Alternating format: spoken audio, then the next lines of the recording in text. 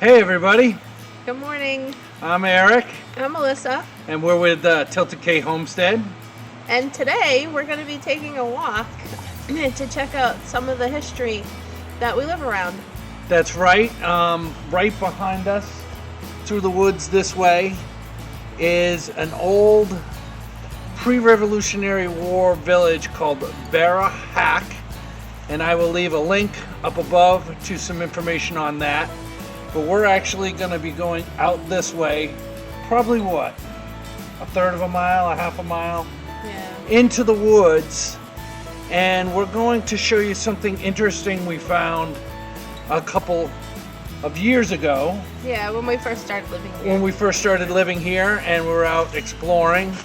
One of the things about living here in New England is that this essentially is the oldest part of the country that was settled by the original settlers. And old buildings, old foundation, stone walls, all those things are the oldest in this particular area. So it's not uncommon. We spend a good amount of time in the woods to run into things that seemingly are in the middle of nowhere. So we're going to show you some of that. We're going to talk about a little bit of that, and we're going to show you this very interesting thing we found, and let you come to your own conclusions. So we're going to take a walk and go see that. We're going to bring the dogs. They're running around, and it's a beautiful day here. What is it? It's probably about close to 40 right now. It's about 40 degrees not bad. For the beginning half of January. Is really mild for this part of the country, so it's usually below. It is. So we're gonna take a walk and we're gonna go see some stuff. Oh, and look at that! There goes a C-130 cargo plane. Just a bonus. All right, come on, guys, let's go. You guys could see that.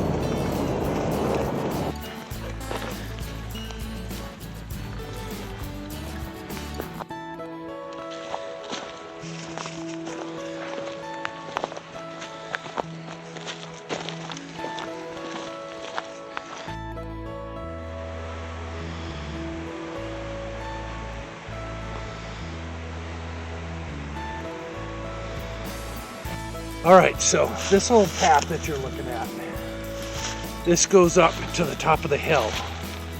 On all the maps that I have been able to look at, they call this is an old road, never been paved, dirt road. They call it the King's Highway. And the reason they call it the King's Highway, from what I've been able to understand, is back before the Revolutionary War, all the roads between communities were considered the King's Highway. So you didn't really have Oak Street or, John's Boulevard. It was the King's Highway from so-and-so to so-and-so. On this side of this road is the Nature Conservancy. It's a nature preserve, a community preserve that's open to the public.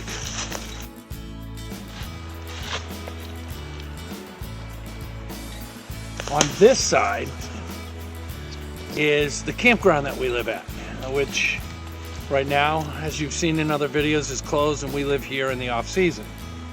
So we're gonna go up this road and we're gonna cut into this side to the Nature Conservancy, and that's where the real interesting stuff is. Come on, let's go. All right, guys, so one of the interesting things that you see up here in New England, and probably in a lot of parts of the country, is you can see there's a stone wall that runs up both sides of this road. And then over here, there's another stone wall that runs down into the woods. And I've seen these stone walls everywhere in New England. Maine, New Hampshire, Vermont, anywhere I've gone, Massachusetts, you see these stone walls everywhere. And I used to always think that they were some kind of boundary markers And that's not necessarily wrong. They weren't really land dividing parcels of land, who owns what parcels. I did some investigation, and from what I've read, it's estimated that there is over 100,000 miles of stone wall in the New England, New York, New Jersey area. And the reason for it is, when the original settlers came here, one of their first priorities was to get homesteads going, livestock, gardens in, things of that nature, so that they could survive here. And this part of the country is very rocky. It's very stone laden. So these stone walls were actually from those settlers plowing up the fields and plowing this area and piling the stones up. And in areas where it's just kind of a pile of stone, that's exactly what happened. In other areas, it's more uniformed, and that was to try and keep livestock in those particular areas, because remember, they didn't really have barbed wire in the 1700s and 1600s. They didn't have those kind of things. So they would use what they had, which was timber, and more importantly, rock, which would be there forever. A little fun fact that I found out is that almost 70% of New England was deforested back in the days of the early settlers to make way for, like I said, for livestock, for agriculture. And it wasn't until we expanded farther westward and more larger scale industrial farming really became something did the forest start to grow back in. So if you're ever out walking in the woods and you come across an old stone wall like this, chances are that was pasture at some point, and that was literally just the farmers, as they'd plow the land, the rocks would get tilled up and they would stack them somewhere, and that's where the stone wall came from. And because of frost heave up here, every single year in the spring when you plowed, more and more rocks would be drawn up to the surface. So it was really a never-ending supply. This is part of what I'm talking about. We're not that far from home, but it's been decades since barbed wire has been used out here. And that looks like an old leaf spring.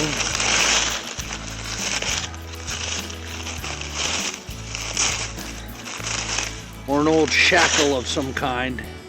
But these are the kind of things that you'll find out here if you just get out and look around a little bit. So we're gonna go explore and we're gonna find some more stuff. All right guys, so this is where we're gonna get off that little cart road, the King's Highway. And we're gonna head into just straight into the woods. Yeah, we are. We're gonna follow a ridge line over. And hopefully we'll see some wildlife along the way.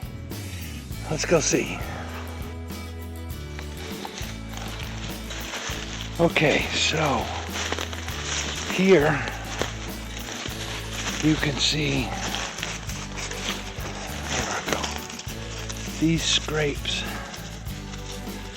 all along this tree. What that is that's a buck scraping. That's a buck coming through, and he's scraping the velvet and scraping his horns on the tree. Missy's got another one over here. And then you can see he's just coming in here and rubbing. So there's a buck in here. Yeah. He's in here. Oh, look at that one. This is very fresh. Look at that. That's today or yesterday. So he's in here pretty heavy. There's another one right there. And he's moving all through here. Maybe we'll see him. I don't know, it's hard to say with the dogs.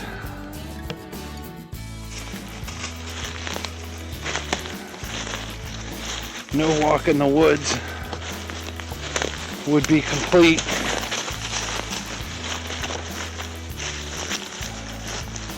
without a little modern trash. Mylar balloon. Well, we'll pick that up and take it with us. It doesn't have a picture on it or anything.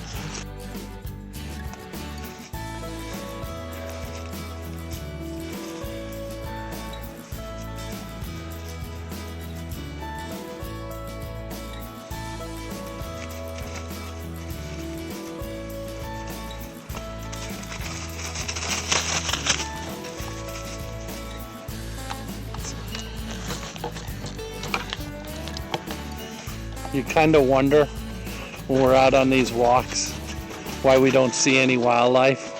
Well, that would be why. That would be why. All right, guys, so what we're looking at is right here. That's a game trail that deer and other animals are moving along. And we're just gonna be moving a little bit off it, but in the same direction. All right, guys. Take a look at this.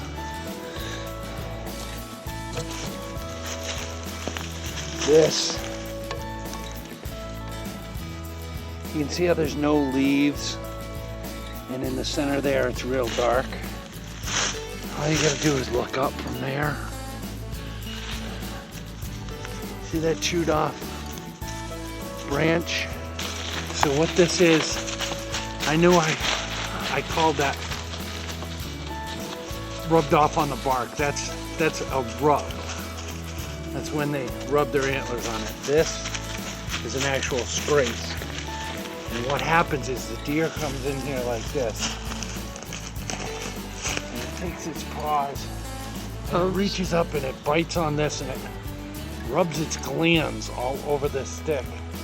And then that dark part is him urinating there. And that is his big, this is my territory, no trespassing sign. And that's kind of how deer communicate out here.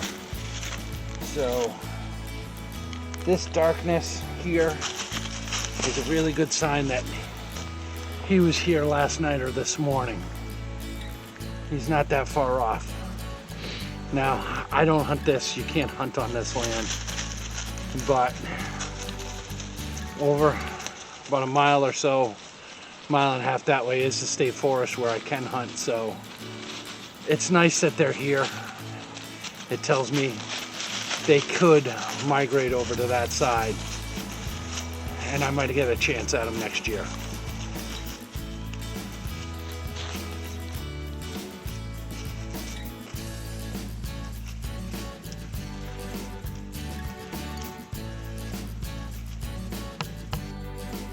Okay guys, we've come up on what we're looking for. The dogs are down getting a drink and we're going to show you what we found.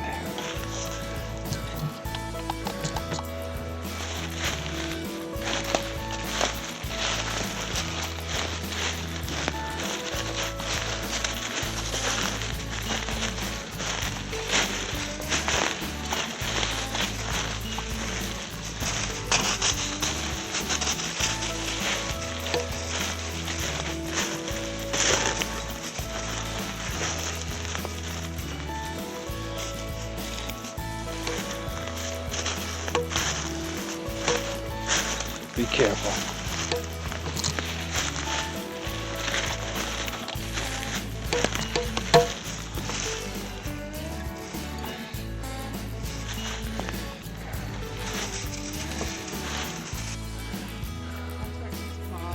So that's probably 10 feet. That's about. Yeah. Yeah, your hand was all the way up by that knuckle. That's probably 10 feet. This is where the water level is. Yes, but the well. So that's where the water level is. And if she sticks it all the way in, So that's probably about 5 feet deep right there 5'3". of water, 5 feet of water, maybe 4.5. but all the way through the muck was 10 feet. Now you can see that this is old stack stone, and it's just a spring that comes down this hill, and whoever put this here meant for the water to wash in it, so they had a way to get to the water. But the most interesting part is what Rocco is at. And I'm going to hand the camera to Missy so that I can show you what's going on.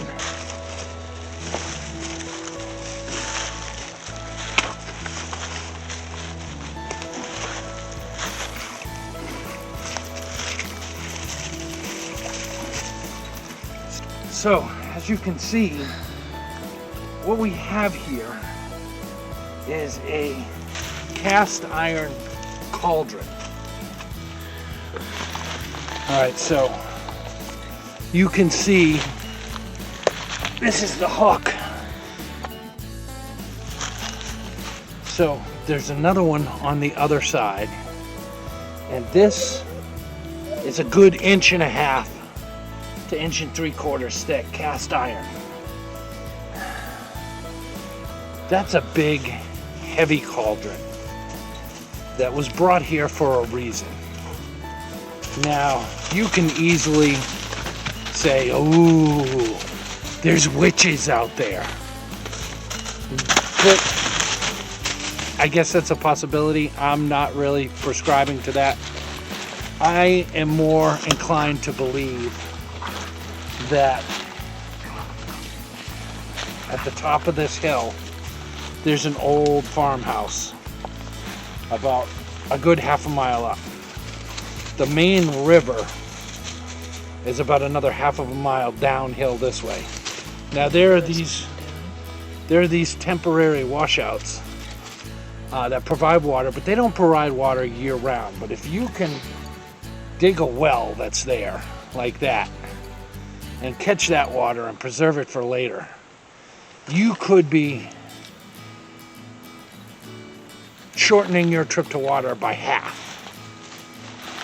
And if you have to do laundry or anything like that where water is needed, it makes me believe that you would bring the cauldron down here to your water source, get a fire going under it, and have hot water for either cooking or dishes or laundry or whatever you have to do, than it would be to bring water from way down there all the way up the hill to the house where the cauldron is. So that's my thinking on it. Certainly, if anybody else has any thinking on it, that would be great. And let me know. I've done some research on this particular set of woods, and I haven't found anything on a settlement. But I tend to believe that there was a homestead here somewhere that I have not been able to find the foundation or actual evidence of, other than this well and this cauldron. So that's where we're at, folks. We're gonna look around a little bit this way and we'll take you on the way out. But what do you think about this little discovery? Are you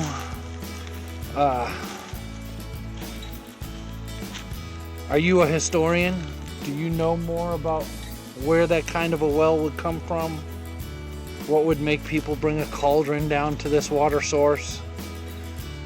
Please feel free to put something in the comments and let us know. I'm sure we'd all like to find out. But once again, get out in the woods. You never know what you're going to find out there.